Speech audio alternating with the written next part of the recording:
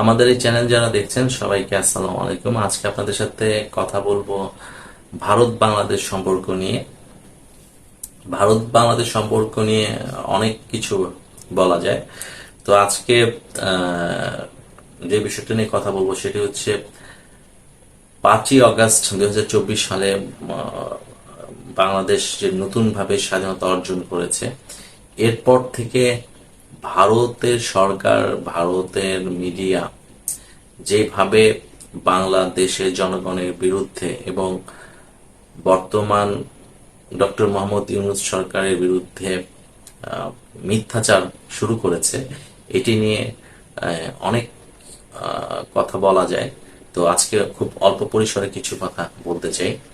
সেটি হচ্ছে, ভারত হচ্ছে আমাদের প্রতিবেশী এবং আমরা ভারতকে আমাদের বন্ধু মনে করতে চাই, কিন্তু ভারত তার কোনো আচরণেই সে যে বাংলাদেশের জনগণের বন্ধু সেটা তারা প্রমাণ করতে বা সেটি তারা চায় না।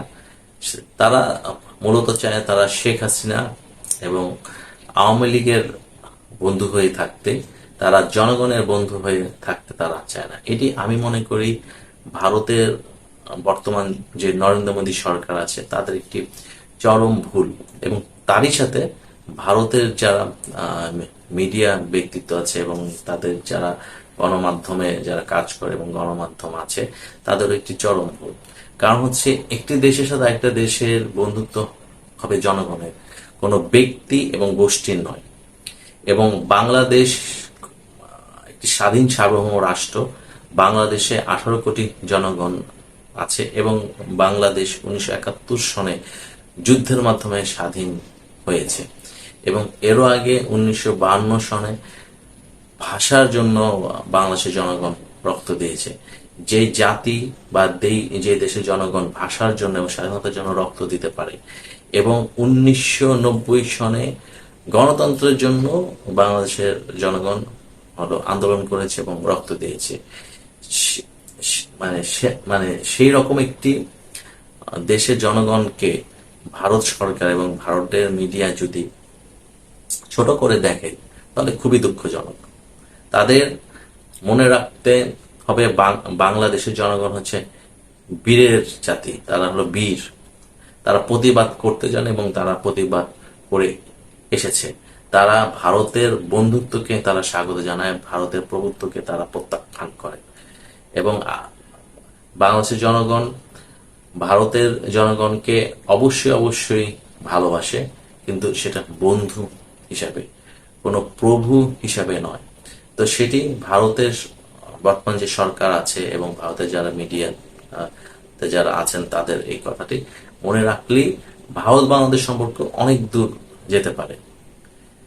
এবং গত শেখ হাসিনার সরকারের সময় ভারতের সরকার, বিশেষ করে কংগ্রেস যখন ছিল এবং বিজেপি যখন ছিল, তখন শেখ হাসিনাকে যেভাবে সমর্থন দিয়ে এসেছে এবং বাংলাদেশের জনগণের বিরুদ্ধে থেকে, এটি সারা পৃথিবীতে বিরল। বিরল যেখানে স্বৈরাচার শেখ হাসিনা বাংলাদেশের জনগণকে ভোট দিতে দেয়নি, একটি প্রহসনের নির্বাচন তারা করেছে একের পর এক, এবং এই নির্বাচনকে অকথ্য সমর্থন দিয়ে এসেছে ভারত সরকার এবং ভারতের মিডিয়া এবং ভারতের রাজনীতিবিদ, সরকার বিরোধী উভয় পক্ষ। এটি খুবই আশ্চর্যজনক। ভারত একটি গণতান্ত্রিক রাষ্ট্র। ভারত কেন একটি অগণতান্ত্রিক পন্থা এবং অগণতান্ত্রিক দল বা ব্যক্তিকে এইভাবে সমর্থন দিয়ে যাবে, যেখানে বাংলাদেশের 18 কোটি জনগণ হলো শেখ হাসিনা এবং আওয়ামী লীগকে বারবার প্রত্যাখ্যান করেছে এবং ঘৃণা করেছে, এবং তার বহিঃপ্রকাশ আমরা জুলাই এবং আগস্টে আমরা দেখেছি, যেখানে ছাত্র জনতা হাজার হাজার রক্তের বিনিময়ে নতুন স্বাধীনতা অর্জন করেছে গণতন্ত্রের জন্য। এবং সেটাকে ভারত সরকার স্বাগত না জানিয়ে সেটাকে নানানভাবে বিশ্লেষণ করার চেষ্টা করেছে এবং ভারতের মিডিয়া, এটা খুবই দুঃখজনক একটি বিষয়। আমরা জানি ভারতের উদ্বেগটা কোথায় বাংলাদেশ নিয়ে। ভারতের উদ্বেগটা হচ্ছে ভারতের উত্তর পূর্ব অঞ্চলে যে সেভেন সিস্টার আছে সেটাকে নিয়ে তারা চিন্তিত। তারা চিন্তা করে যে আমরা যদি বাংলাদেশে তাদের পছন্দের এবং তাদের মানে প্রভু মানে এমন কোন ব্যক্তি বা দলকে আমরা যদি বাংলাদেশের ক্ষমতায় বা সরকারি ক্ষমতায় বসাতে পারি, তাহলে আমাদের সেভেন সিস্টার নিরাপদ থাকবে। এটি একদম ভুল ধারণা। কারণ হচ্ছে ভারতের সেভেন সিস্টার 7টি রাজ্যতে তারা তাদের, আমি মনে করি তাদের সেখানে উন্নয়ন কর্মকাণ্ড চালানো উচিত। তাদের মূল ভূখণ্ডের সাথে, ভারতের মূল ধারার সাথে তাদেরকে নিয়ে আসা উচিত, যাতে সেখানে 7 রাজ্যের জনগণ মনে করে যে না, আমরা ভারতের উন্নয়নের সাথে, ভারতের মূল ভূখণ্ডের উন্নয়নের সাথে আমরাও যুক্ত। তাহলেই তারা কিন্তু এই ভারতের উত্তর পূর্ব অঞ্চলে যে 7টি রাজ্য আছে তারা আর স্বাধীন হতে চাবে না, তারা মানে স্বাধীনতার জন্য আন্দোলন করবে না। হ্যাঁ, সেটা তাদের করা উচিত। সেটা না করে তারা বাংলাদেশে তাদের প্রভুত্ব মানে দাখিল করতে চায়। এটি তো খুবই দুঃখজনক একটি বিষয়, খুবই দুঃখজনক একটি বিষয়। তারা বাংলাদেশকে তারা যেভাবে দমন পীড়নে করে এসেছে শেখ হাসিনা সরকারের সময়, এবং সেটা যদি তারা এখনো অব্যাহত রাখে, আমি মনে করি বাংলাদেশ ভারত সম্পর্ক আগামীতে আরো খারাপের দিকে যাবে। এটি আমরা অবশ্যই আশা করি না। ভারতের ৭৮তম স্বাধীনতা দিবসের ভাষণে নরেন্দ্র মোদী বাংলাদেশের বর্তমান যে সরকার আসার পরে সে সংখ্যালঘুদের নিয়ে সে বলেছে আমরা ভারত সরকার হচ্ছে চিন্তিত। বাংলাদেশের কেউ সংখ্যালঘুও নয়, সংখ্যাগুরুও নয়, বাংলাদেশের সবাই সমান।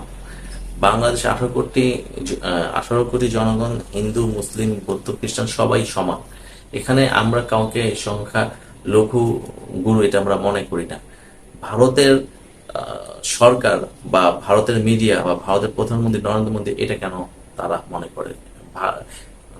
বাংলাদেশে বর্তমান ডক্টর মোহাম্মদ ইউনূস সরকার আসার পর থেকেই তারা বলে আসছে আমরা সংখ্যালঘুদের নিয়ে আমরা চিন্তিত, উদ্বিগ্ন।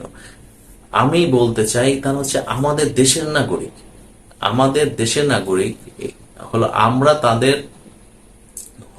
তাদের দেখভাল করব।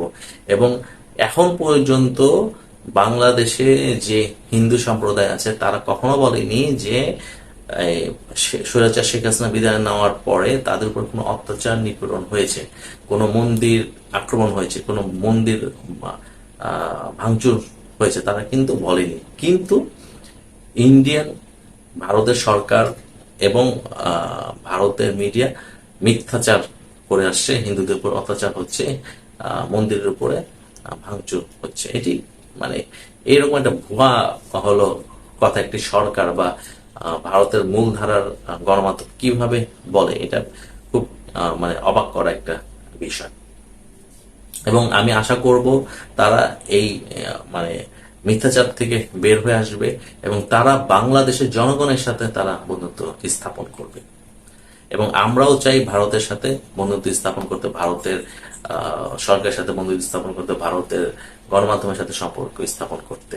তারা এখনো ভারত যেভাবে শেখ হাসিনা এবং আওয়ামী লীগকে সমর্থন করে যাচ্ছে শেখ হাসিনা পতনের পরে, এটা খুবই দুঃখজনক এবং এখান থেকে তারা বের হয়ে আসবে। আমরা সম্প্রতি ভারতের গণমাধ্যমে আমরা দেখছি যে বাংলাদেশ থেকে পালিয়ে যাওয়া সাবেক স্বৈরাচার প্রধানমন্ত্রী শেখ হাসিনা দিল্লিতে ঘুরে ঘুরে বেড়াচ্ছে। এটি ভারতের মূলধার গণমাধ্যমে নিউজটা এসেছে। তো বাংলাদেশে গণহত্যা যে ব্যক্তি করেছে, যে ব্যক্তি হাজার হাজার ছাত্র জনতাকে হত্যা করেছে, তার বিচার আগামীতে হবে বাংলাদেশে আন্তর্জাতিক আদালতে। তাকে বাংলাদেশে ফিরে দেওয়া উচিত যদি ভারত সরকার বাংলাদেশের জনগণের প্রতি শ্রদ্ধাশীল হয়ে থাকে। কারণ একজন অপরাধীকে যে বাংলাদেশের মুক্তিকামী এবং গণতন্ত্রের জন্য যারা শহীদ হয়েছেন তাদেরকে আহ, হত্যা করেছে শেখ হাসিনা, এবং এবং তাদেরকে যদি হচ্ছে হলো এই মানে হত্যার জন্য শেখ হাসিনা যদি বিচার না হয়, তাহলে এটার জন্য শুধুমাত্র ভারতই দায়ী থাকবে, ভারতের সরকার এবং ভারতের মিডিয়া। এবং আমি বলবো ভারতের মিডিয়াকে আপনারা মিথ্যাচার বন্ধ করেন, আপনারা সত্যটা প্রকাশ করেন, আপনারা বাংলাদেশে আসুন, আপনারা এসে সরাসরি আপনারা বাংলাদেশের যারা হিন্দু সম্প্রদায় আছে, বিভিন্ন ধর্মের মানুষ আছে, তার সাথে আপনারা কথা বলুন, তারপর আপনারা সংবাদ প্রচার করুন। আপনারা ভারতে বসে এই মিথ্যাচার করছেন কেন? মানে বাংলাদেশের জনগণ তো আপনাদের শত্রু না। আমরা সবসময় ভারতের জনগণ, ভারতের সরকার, ভারতের মিডিয়াতে আমরা হচ্ছে বন্ধুত্বের হাত বাড়িয়ে দিয়েছি সব সময়। এবং বাংলাদেশের জনগণ যে মন বড় এবং তারা যে বিশাল হৃদয়ের অধিকারী, এটি ভারতের জনগণ বহু আগেই তারা উপলব্ধি করতে পেরেছে। তো আমি বলবো আপনারা যদি এইভাবে যদি আপনারা বাংলাদেশের জনগণকে অশ্রদ্ধা করেন এবং বাংলাদেশের বিরুদ্ধে মিথ্যাচার করেন, এটা হচ্ছে আপনাদের জন্য কোনো সময় মঙ্গলকর হবে না। এবং আপনারা এই যে বর্তমানে যে বাংলাদেশে বন্যা, এই বন্যাও হচ্ছে আন্তর্জাতিক গণমাধ্যম, বিশেষ করে সিএনএন, আল জাজিরা, তারা কিন্তু বলেছে এটি উজান থেকে নেমে আসা ঢল থেকেই বাংলাদেশে এই বন্যাটা হয়েছে, এবং এটা বন্যা হয়েছে ভারতে পানি ছেড়ে দেওয়ার জন্যই।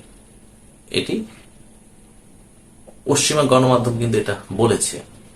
তো আজকে ভারতের গণমাধ্যম তারা হলো মিথ্যাচার করছে। ভারতের এতগুলা সংবাদপত্র আছে, এতগুলা টিভি চ্যানেল আছে, তারা কেন তারা মানে বাংলাদেশের জনগণের বিরুদ্ধে গিয়ে তারা মানে দিনের পর দিন হলো মিথ্যাচার করছে? কারণ হচ্ছে এখন কোনো কিছুই আসলে গোপন করে রাখার মতো অবস্থা নেই। এখন ভারতের মিডিয়া, ভারতের গণমাধ্যম যতই মিথ্যা প্রচার করুক, কিন্তু আন্তর্জাতিক মিডিয়া, গণমাধ্যম তারা কিন্তু সত্যটাই বলবে, এবং সেটাই কিন্তু সিএনএন, আল জাজিরা সহ আন্তর্জাতিক খ্যাতি সম্পন্ন টেলিভিশন চ্যানেল তারা কিন্তু প্রচার করে যাচ্ছে।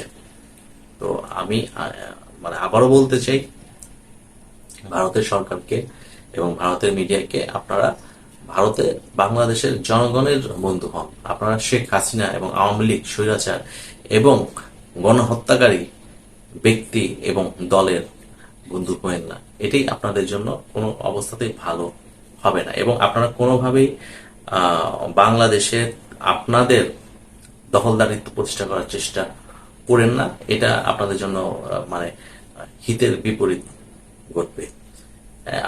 আপনারা বাংলাদেশের জনগণের উপরে ছেড়ে দেন, এবং বাংলাদেশ জনগণ যাকেই, যে দল, যে ব্যক্তিকেই সরকারে দেখতে চাই তারাই সরকারে আসবে।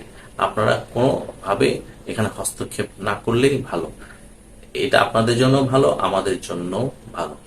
তো এবং আমি আরো এই ভারত বাংলাদেশ সম্পর্ক নিয়ে আরো কয়েকটি ভিডিও করব। তো আগামীতে এগুলো নিয়ে আরো কিছু কথা বলবো। আজকে এই পর্যন্তই। সবাইকে ধন্যবাদ।